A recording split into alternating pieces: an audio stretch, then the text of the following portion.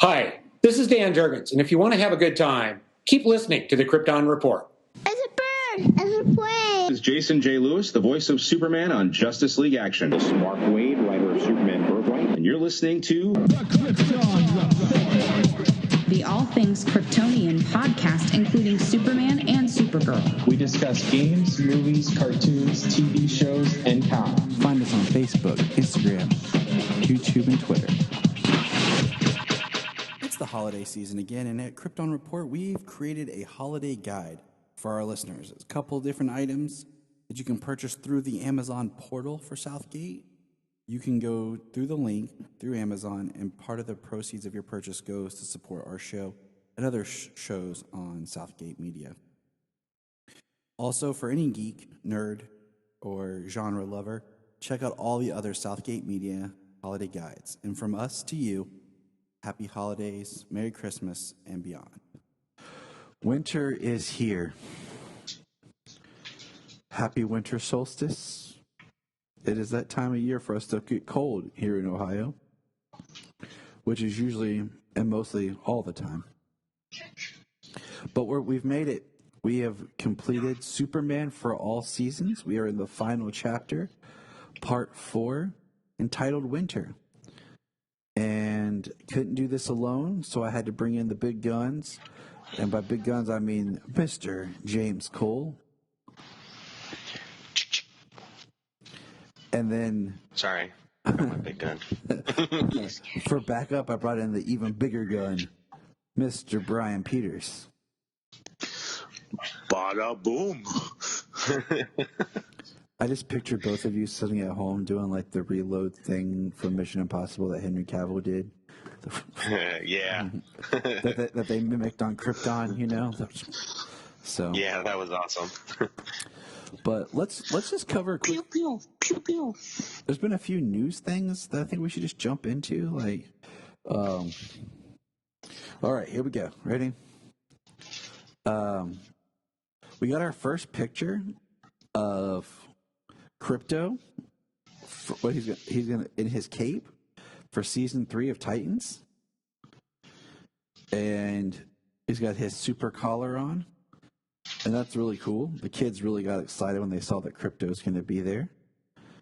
So that was fun. That was nice. Did you guys see that photo? No, I didn't. What? No, you did post it in our chat. I'm trying to find it again because Did you? I might have missed it. It might have been something I... James is like a dog. James is like a dog. Ah, there we go. Why is there a dog in here? Yeah, they Crypto was with him in Cadmus, right? Yeah, he was in season 2, but he didn't have his cape and his collar on yet. No. Oh, that's dope. I did not see that he actually had a cape and collar. So that cape is way too long for that dog. he's gonna tear that apart.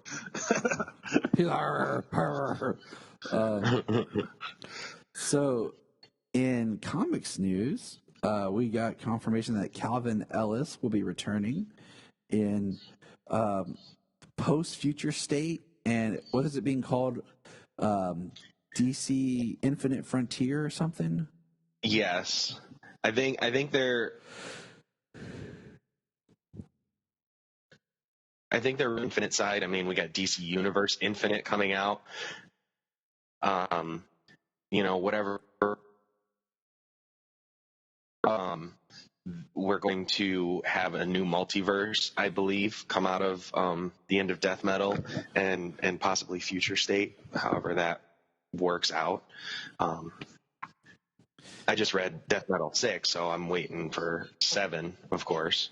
How many are there supposed to be? I'm trying to remember. 7. Okay. Death Metal's got 7. Next week, they've got 2 more tie-ins coming out. Oh, man. Now I'm forgetting what they are. One's a multiverse. Yeah. Story. And Yeah, I'm going onto DC's page right now to look up what's coming out this week, because now I'm frustrated. I just looked him up. He's like, dang it, I had this. He's like, for this coming Wednesday. He's like, I was going to be awesome. I did. I was going to drop it on him like, booyah! And I can't remember. Well, James. Sorry. Right. Don't you hate that? I do. We get our final action next week. Yep, which we will be recording, closing out our discussion on Bendis. Or Bendis action. Yeah, it's Dark Knight's Death Metal, The Secret Origin #1. And keep scrolling.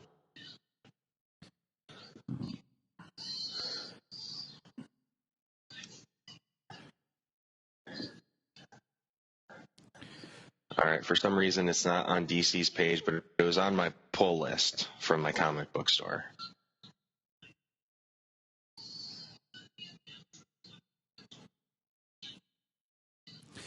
That makes sense. So. Yeah, I mean, it's the last 2 one-shots, I think, tie-ins before.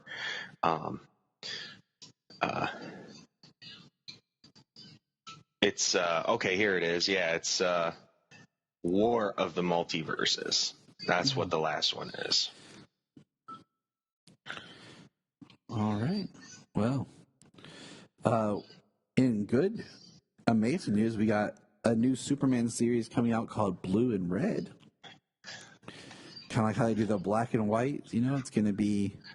the Batman black and white and the Harley Quinn red, black and white. And Superman blue and red, and the cover was drawn by Lee Bermejo, which always does. It looks beautiful.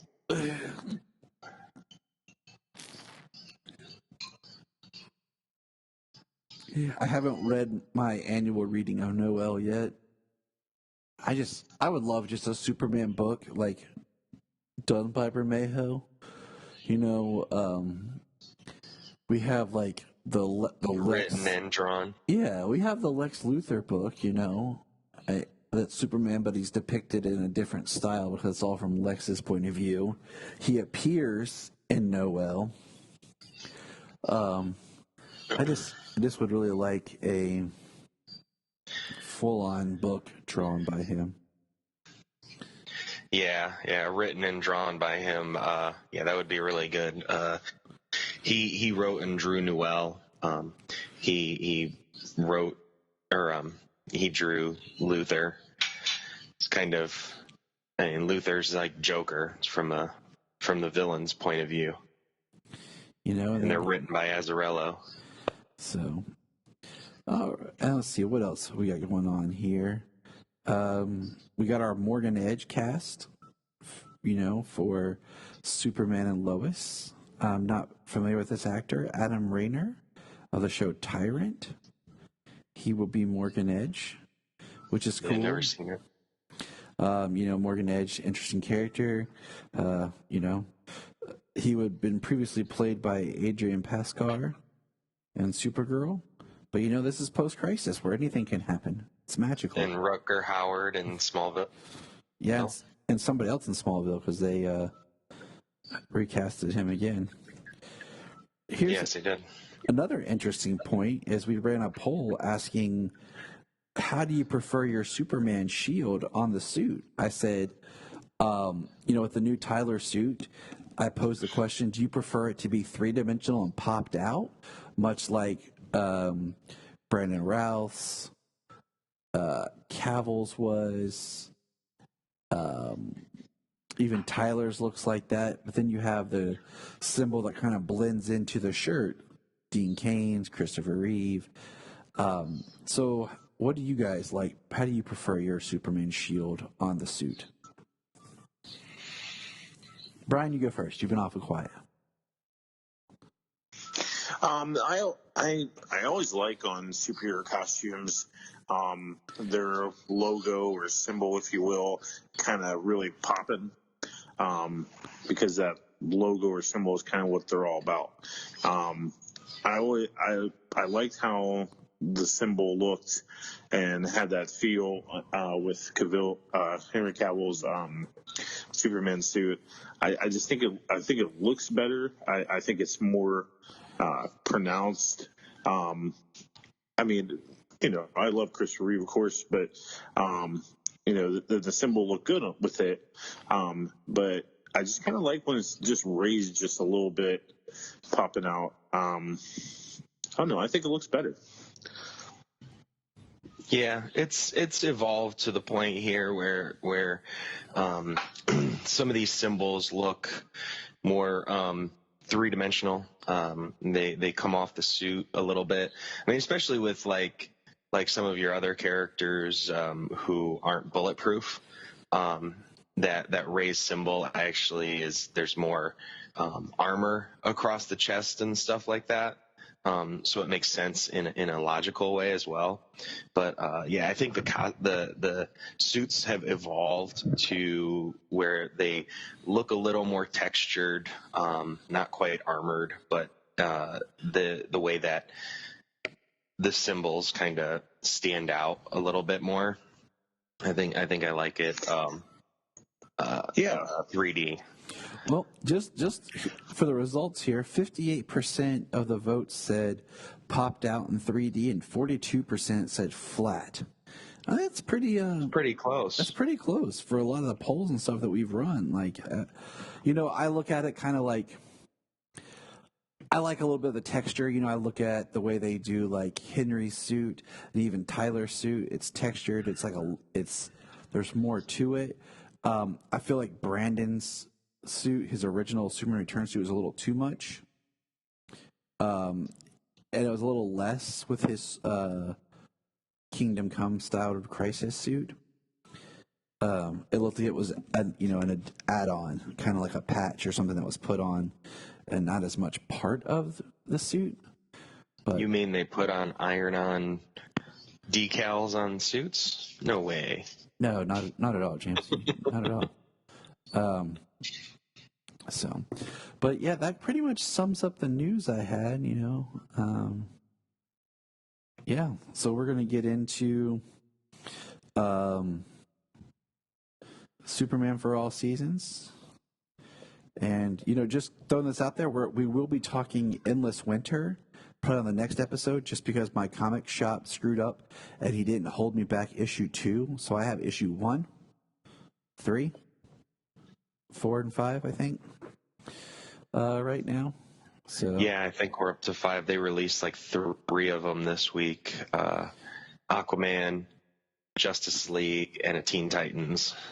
Yeah, it's weird how they're doing Endless Winter. Instead of just being like, I don't know why they just didn't do like Endless Winter 1, 2, 3, 4, 5. Like, why did they do like Endless Winter and then number 2 is in Flash and number 3 is a Superman standalone? And it's very confusing, and it screwed up my shop guy.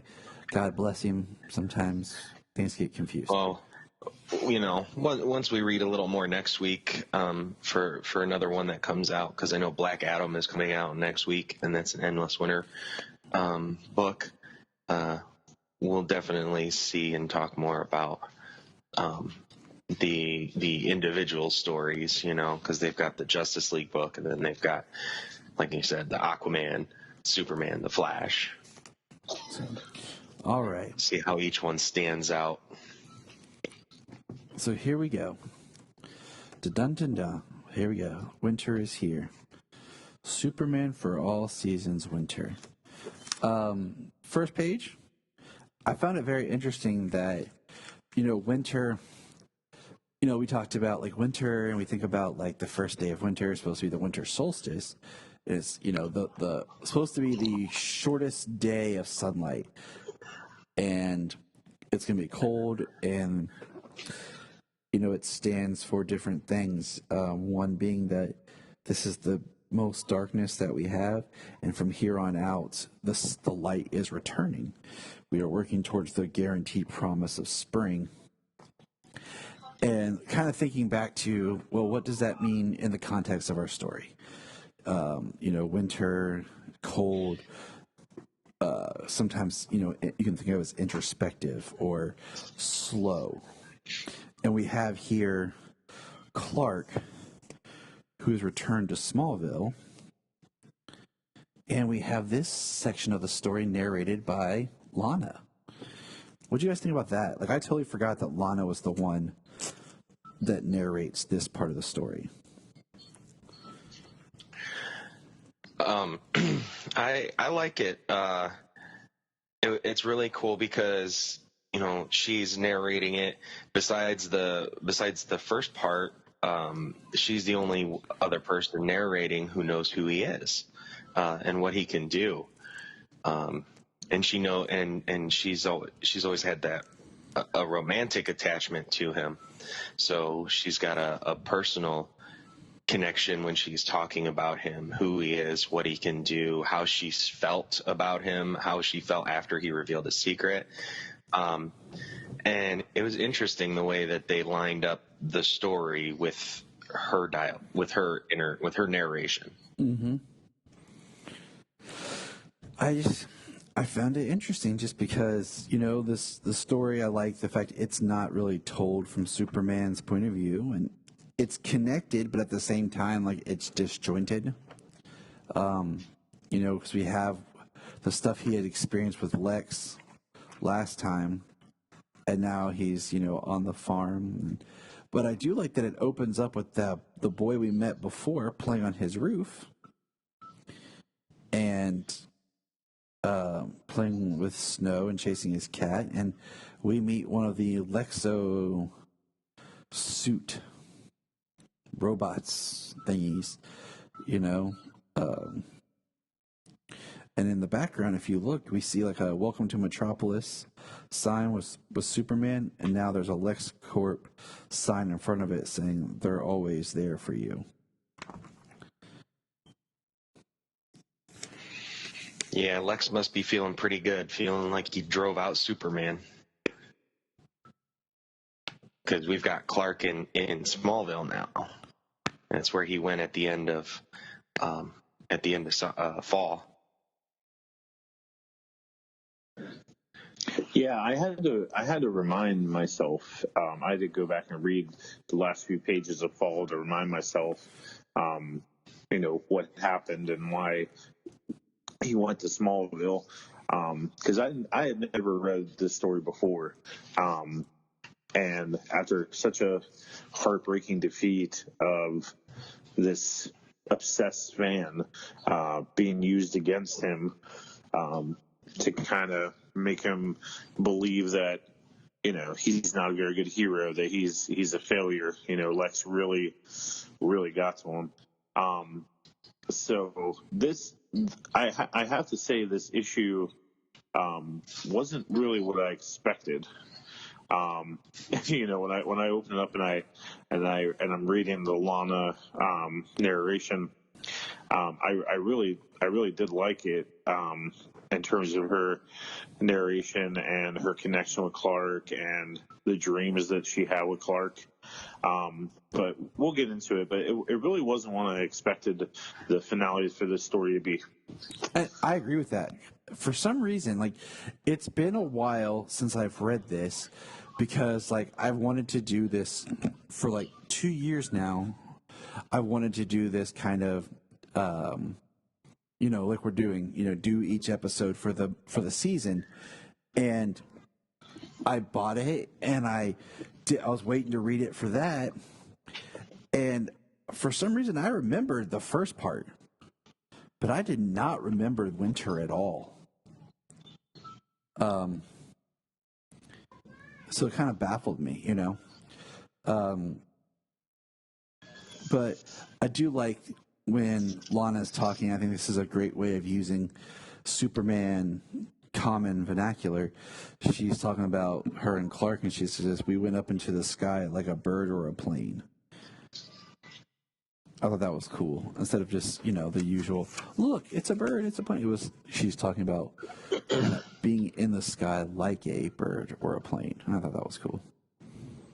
So. Yeah. it's interesting. In a lot of stories, sometimes Superman and Clark are made to be like different people. Like they're both masks, and he never gets to be who he is unless he's like with Lois after she knows his secret, with his parents. Like he never really gets to be, just himself. Mm-hmm.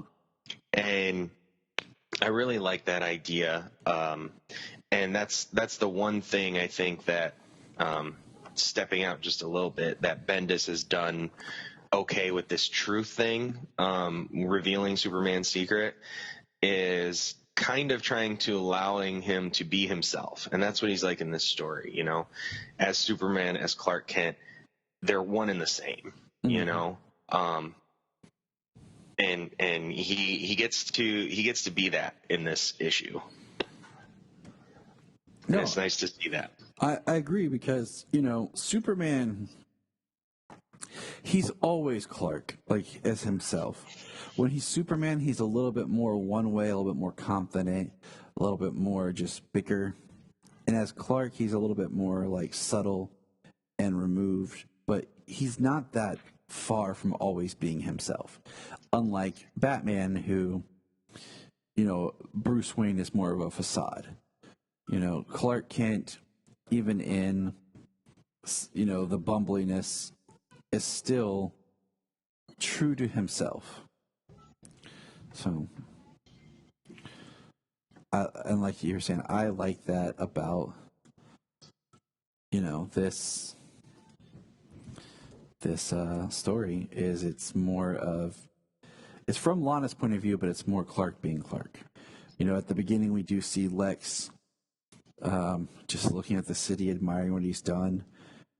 And then we get Lois, who's at Clark's desk, and she's talking about Superman being gone and Clark. And it's great because she's putting all the pieces together, while the dialogue is from Lana talking about, her putting things together and working through it. And then our final thing from Lois is, Lois Lane, that's the stupidest idea in the world. So I always thought that was just pretty funny.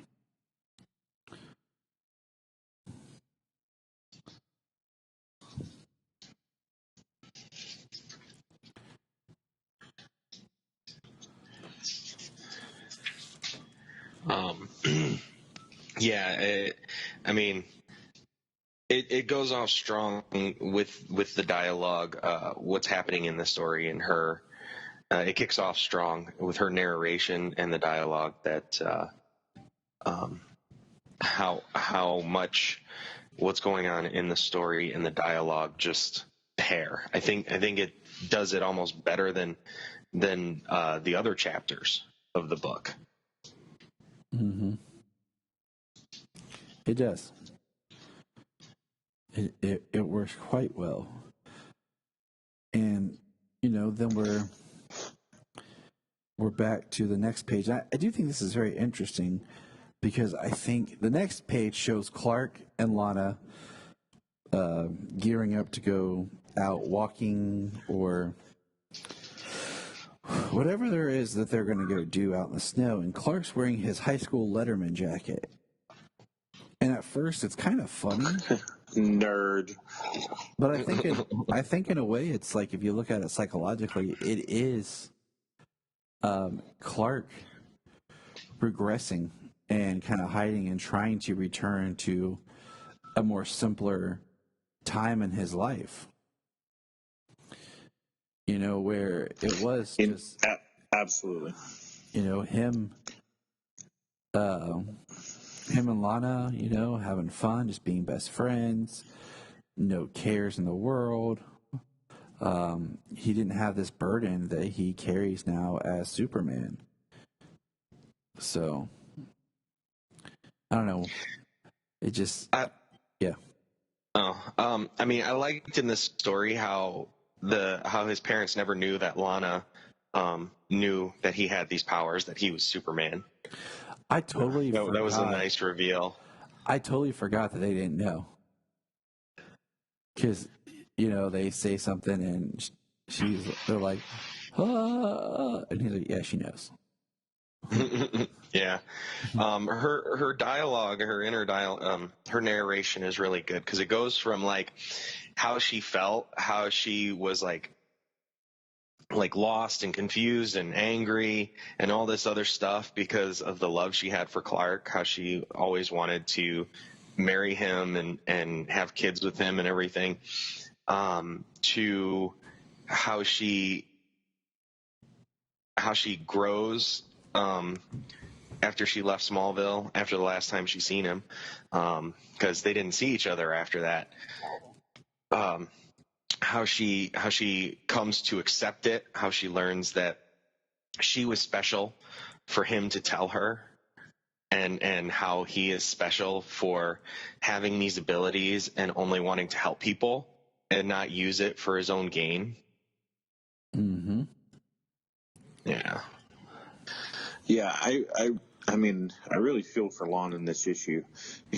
She's like, he pulled me into a field, and I thought this was it. Like, he's going to propose to me, and all my dreams are going to come true. And because we're so much alike, we were both kind of orphans and raised by somebody else, and this. I just want to have all these kids with him, and then he just lifts her into the air, and she should have been flying with a proposal ring, metaphorically, if you will. Mm-hmm. And then she just to have all her hopes and dreams kind of crash on her, and to see that he wasn't really what she thought he was at all. He's something so much more. So, as I'm reading this and I'm seeing him in this Letterman jacket and them going to play in the snow, which was totally cute. You kind of rooting for Lana, like you want to see Clark just pulling and kiss her. His snow angel. Sorry to interrupt you, Brian. His snow angel looked real stiff. His legs were stiff, and just his arms were moved. I was just gonna say that, like, okay. you see hers and it looks it looks like a snow angel. You see his and it looks like a giant bird. Right. Yeah. And I don't know, you kind of get sad, and then you see the them meeting up with Pete Ross there, and Pete says, you guys just don't get it. Like, you go out into the real world, you go in the big city, and you come back and you don't see how wrong that is. And I think there's resentment and jealousy there from Pete. Oh, big time. He stayed.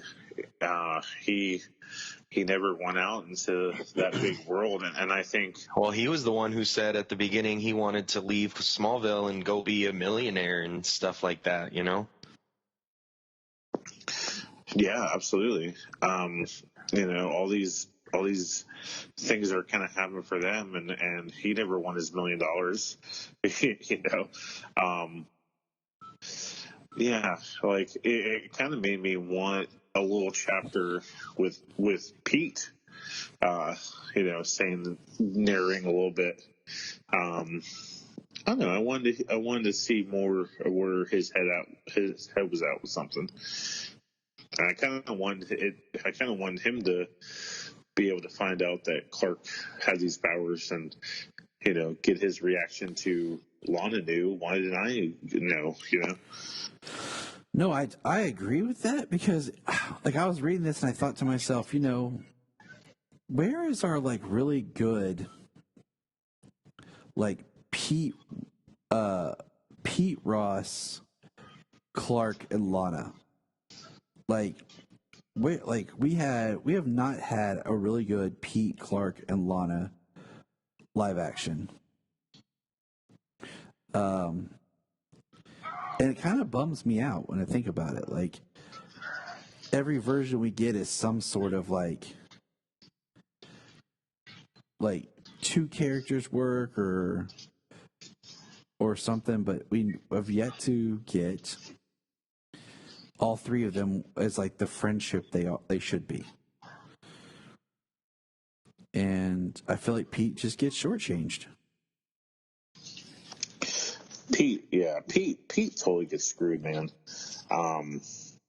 You know, they have to change something about him to try to make you like more interested in him. You know, kind of how like he went away on the Smallville show and he came back and he had like powers and stuff. And you know, we never needed that. You know, Product placement, Pete. product placement. There you go. You know, I think there's a really good, interesting story there of you know two guys being best friends. This girl kind of being there with them, and them developing feelings for the girl, and this kind of like love triangle, and this kind of like resentment, and like, you know, we were brothers, Clark. Like, why aren't you telling me things? Why? You know, why is Lana different? And then you don't even end up with Lana, dude. Like, so what was the point? You know, that kind of thing. There's a good story there. Yeah, well, I mean, we know that Pete and Lana get together, so it's kind of actually nice at the end here where we get, as for me, I'll be staying in Smallville with some new hopes and dreams and prayers, and maybe I'll give Pete Ross a call. Yeah, I did like that part of the ending. Yeah, comes right after we come back to the kid who's chasing his cat, because apparently his cat loves to run across these rooftops of these high-rise apartment buildings, and the Lexobot suit here, the Lexobot suit here, hollering at the child, scares him, about falls off a building, and Superman saves him, and Superman rescues him, and they have a nice meeting. Superman remembers him, and there at the end, folks call me Superman, and Superman's back in Metropolis. I just think it's funny, like he recognizes the kid. I would be like, boy, we've already been here once. Stop. Right. Stop running on rooftops. Okay? I know I'm Superman, but I can't be everywhere.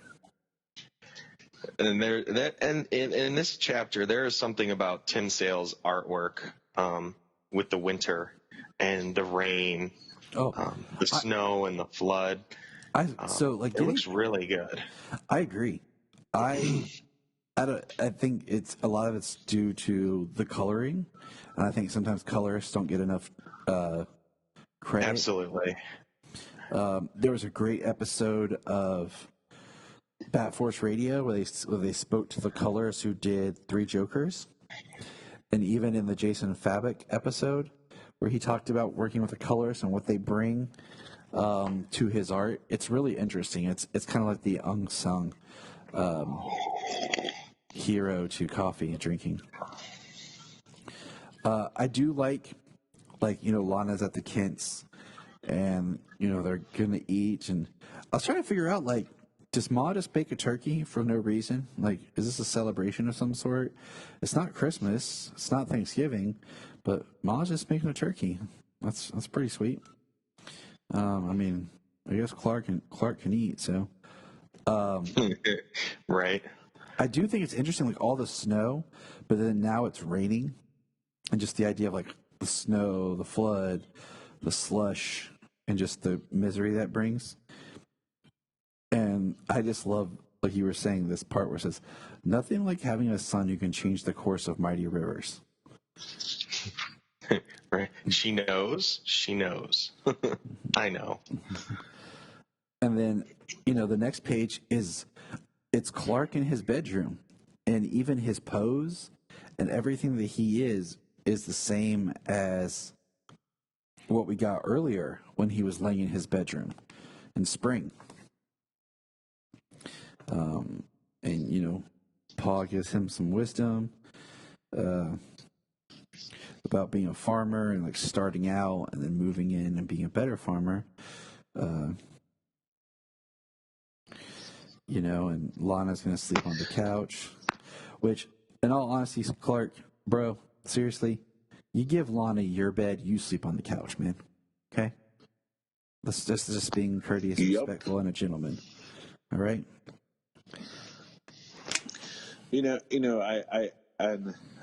do have to say, I like how when Sheep Parker's talking with them about the flood and how he has to, warn all these people, and in Lana's narration, she's basically saying he came back to Smallville to kind of escape being Superman, to try to get back some normalcy, to try to get back to the way things used to be. And he has this tremendous weight on his shoulders and this responsibility.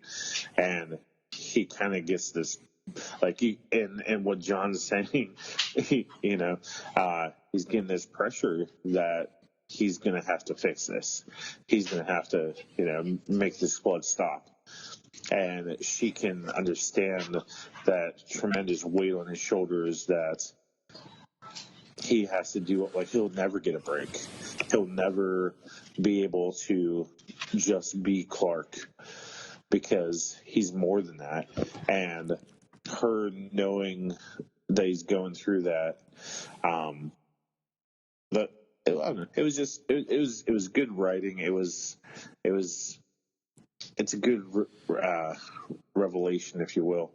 And, it makes you really feel for Clark, and it makes you feel kind of heartbroken for Lana that she'll never have this guy. But I mean, it's true. She will never have him. Like, it just doesn't work out that way. It's not. I do think it's interesting where we see Clark like in his Superman suit with like the overcoat. And she says, the next morning I saw it for the first time up close. Even under that coat, that big red S stood out. Yeah, I thought it looked great. Like it reminded me, the Smallville times with the black coat. But I liked this brown trench coat with the Superman suit. Like, I digged it, man. I liked it. Yeah, it's a nice shot. And then the next panel, the next page, Lana looking up at him in the rain, telling him to, go save the day. Told him to, she said, just shut up and listen. It was funny. I love it because right here when she's like, and in case you're wondering, the boy I grew up with who was noble and caring, he's still inside that costume today. Yeah. Yeah, she knows that even with that suit on, he's still Clark. He's Clark, he's Superman, he's one and the same. I mean, it's kind of nice how they actually didn't go back and like he didn't. Yeah, he's kind of having a little pity party for himself right now because of Fall. How Luther killed that woman, mm-hmm. just to prove a point to him, and he felt guilty for her death, and that's why he's here. But he deals with it himself. He's home. He's with Pete. He's with Lana. He's with his parents, and then the flood happens, and he just gets that little pep talk from her, and he goes out and he saves the day, and he gets back to being who he is, and he goes back to Metropolis to be Superman again. I like that she, even when she says, what do you call it? He says, all right, Lana, I'll save the day. Like, where is it? Right here. In like the page next to it, he says, all right, he's acknowledging what Lana told him. And I think he needed that because he needed that person that knew him before the suit.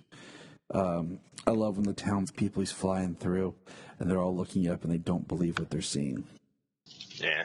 Well, it's nice, because nowadays, I mean, you open up a book and they spend the first page or two just giving you a recap of the last book or what the story is happening, as opposed to just further keep the story moving along. Like even when you pull out a trade, and you get between issue to issue, you should read a story from front to back, and you could tell exactly where the new issue starts because they give you a recap of the last two. Mm-hmm. Before they continue on with the story, and it's a waste of space. They didn't do that here. It was really good. Yeah, I mean, because this is honestly made to be read as a trade. Like it works as a collected edition.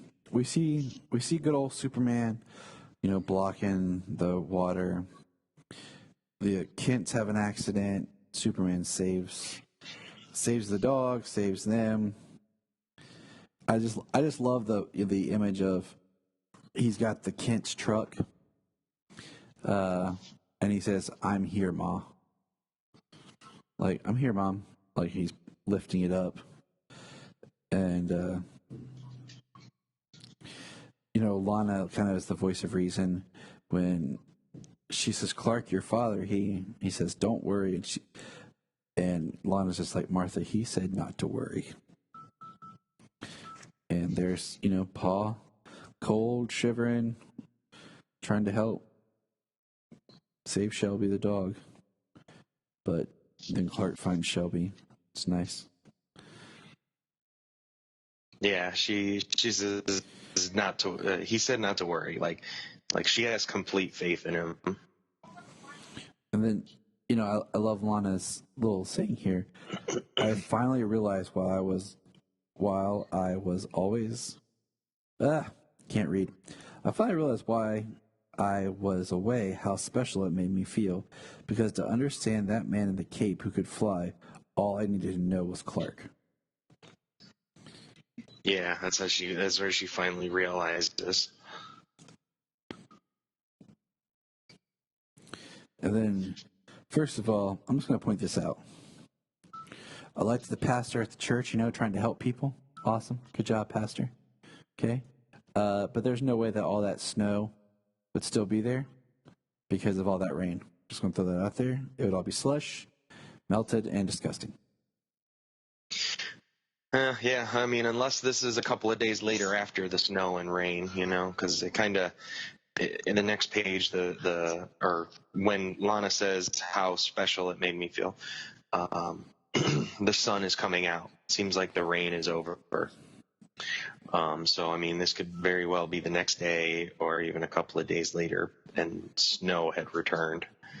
But yes, with all that rain, here in Ohio, and I know you guys are farther down south in Ohio, so it's a lot more flat land. I'm not sure how it is down there because I know just a few, 10, 15, 20 miles south of me here, when it snows, it's different than when it snows right up here in Toledo, because we are right on the lake, Mm-hmm.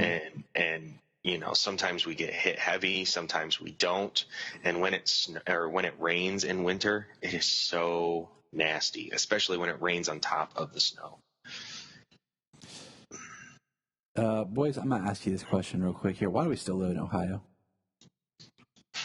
Because this is where Superman was created. It's the only reason. I guess I have family why did I here. move to Ohio? I mean, yeah. I miss you, Pittsburgh. Why did I move back? The 2 feet of snow they just got too. Yeah, man. I miss sled rides and playing with snow, man. Heck yeah. I miss people, driving in the snow that know how to drive. I miss Right. that. Yes. You know what? I like the snow. I don't like having to remove snow as I do for my job.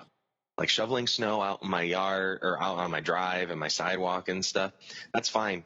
I'll do it. I mean, even if it's a long drive or something, I'll do it. I'll go back in, I'll go back out and keep doing it, finish up, whatever. I love the snow. I like the snow. It's very nice. It's beautiful. But when you have to do it and you have to do it at all hours of the night and then salt and a huge area, I mean, that's the only reason I've dreaded winter the last few years is because of my job. Otherwise, I like winter and I love the snow. Even though I hate to be cold, it's interesting. It's because usually when there's snow, if there's snow, sometimes like it's a nice, like it can be cold, but I don't know. There's something beautiful about snow. It'll be cold, but like you can enjoy it because it's not freezing. But then when the temperature's there's like frozen snow, where like there's wind and you're just like, this is miserable. Yeah. It's got to be just right for snow to be falling, and you can just stand out there in the calm, and it's not so bad. It's not cold, you know. It's only when the wind picks up that's when it's bad. So we have Clark returning to Metropolis, and he comes back with a story about Superman stopping the flood. I think that was a little much. You know, that's kind of too much of a coincidence. And Lois even is like, you know, she's looking at him and she is fiery and angry. And Jimmy's in the back snickering. And that's funny. I was going to use that exact word. Jimmy's in there snickering. Lois looks very like season 1 Terry Hatcher right here from Lois and Clark. And, you know, I like how we're still kind of setting up the Lois and Clark storyline. Like, it's been opened up, you know. Yeah. And then we see Lex looking out his window, and there's that boy, you know, chasing that stupid cat. And we see the robot yelling, "Citizen." And the boy falls. And Superman saves him and says, "Tell Luthor I'm back." And this is where Superman's like, "Haven't we met before? I'm Trevor." He's like, "Good to meet you, Trevor. Folks call me Superman." Kind of says it kind of far away, though, from where Trevor is. So that's kind of, you know. And then we got our closing thoughts from Lana. Yeah. Hey, I'm trying to remember. Were there people in these Lex suits?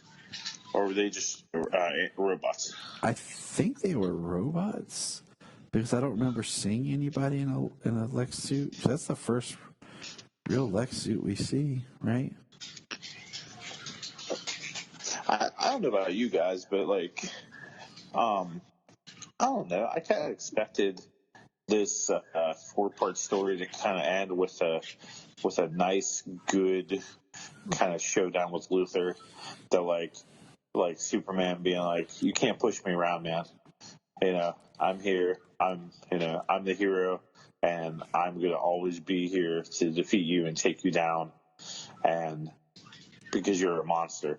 And like, what would have been good for me would have been if he, like, when that robot was talking to that kid, if he just took that robot and just like picked it up, went in front of LexCorp in the window where Lex is just looking out, and just destroyed that robot, threw it down on the balcony, and be like, "I'll take it from here," or something like that, or you know, something like, I'll take care of this city. This is mine. This is my city, not your city." You know, kind of like that speech that Dean Cain kind of gave. What the heck's his name? I don't know. Lex Luthor and Lois and Clark after the pilot or something, or after he was doing after the episode where he was like testing them. Yeah. And he like met him on the balcony. He's like, "I'm here, and I'll always be here. And you know, if you're ever wondering where I am, just look up." Exactly. Because Lex made that comment saying, you know, "I love how people have to always look up to see me." You know, I would have liked that. I would have liked that here. I don't know. I think they could have wrapped it up a little bit, just a little bit more like, yeah, Superman. Yeah, they're drones. Back in summer, he talks about the LexCorp drones who come in. They're just robots. And I feel you, Brian. I have a very similar sentiment of just, I kind of wish there had just been that kind of like, like Luther, you tried to break me. Like you tried to attack me from a point because, part of this story is Clark, Superman, learning about how truly evil people can be. He didn't even like think about Luther would go to such dark and depth in places, and